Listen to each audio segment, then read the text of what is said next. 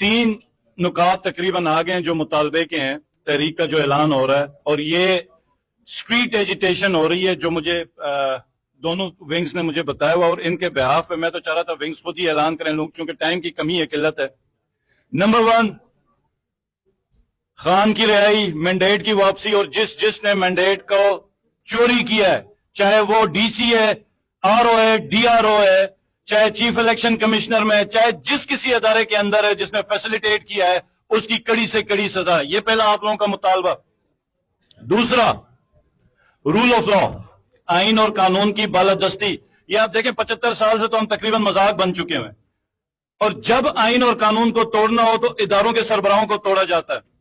उसमें आज जो हमें नजर आ रहा है, जो सुप्रीम कोर्ट में काजी फाइज ईसा की मुलाजमत को मजीद एक्सटेंशन देना, या फिर टॉप के 4-5 जजेस को हटा के नीचे से कोई और लेके आना, ये सब का सब जो 75 साल से हम देख रहे हैं कि एक, वो कहते हैं कि ये अदारे नहीं रहे, ये कुछ तवाइफ खाने। मैं हकीकत में मौजूद से ये नाम ले रहा हूं कि ये हमारी अदालतें नहीं रही हैं।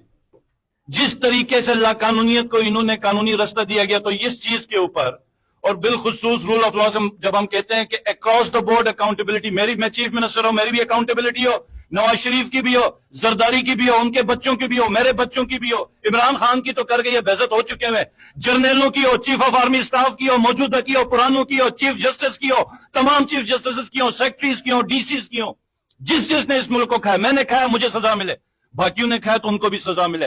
रूल ऑफ लॉ, जिस तरह सैयदा पाक के बारे में नबी पाक साहब ने फरमाया था, कुरैश की एक औरत चोरी करके आई, लोगों ने कहा सरदार की बेटी है, दरबार नबूवत में सिफारिश की, तो नबी पाक सल्लल्लाहु अलैहि वसल्लम जलाल में आए, कहा कि खुदा की कसम अगर मेरी बेटी सैयदा पाक भी होती तो मैं हाथ काटने की सजा मौकूफ न करता। ये होता है रूल ऑफ लॉ। ये नहीं कि नवाज शरीफ का बेटा है, या किसी जज का बेटा है, या किसी जर्नल का बेटा है कि जिसने चौक में 2 जमीयत के लड़कों को कत्ल कर दिया, कोई पता नहीं चलता। ये लाकानूनियत है, हालांकि ये मुल्क कलमा के नाम पे बन गया। तो ये दूसरा। तीसरा जो है, जो पॉइंट हम, ये जो एजुटेशन का तीसरा जो मुतालबा है वो ये है कि 1975 से लेकर अभी तक सुकूत ढाका हुआ एक कमीशन बना। कमीशन का आप कहें कि जी कमीशन में ये था, आप गद्दार हैं।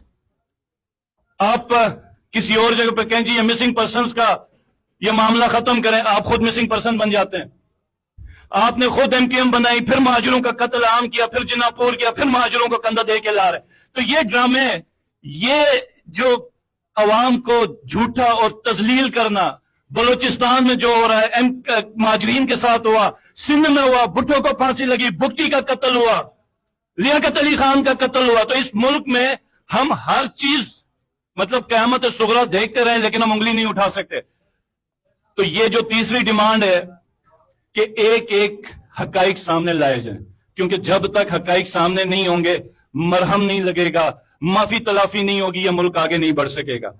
तो ये 3 मेन डिमांड्स हैं। और जो डेट है 1 अक्टूबर तक की डेट है, 25 दिन है। और इसकी एक मेन वजह यह भी है कि 15 अगस्त को हमारी पूरी की पूरी यूनिवर्सिटीज खोल रही हैं, और पूरी की पूरी यूथ ऑलरेडी मोबिलाइज्ड है।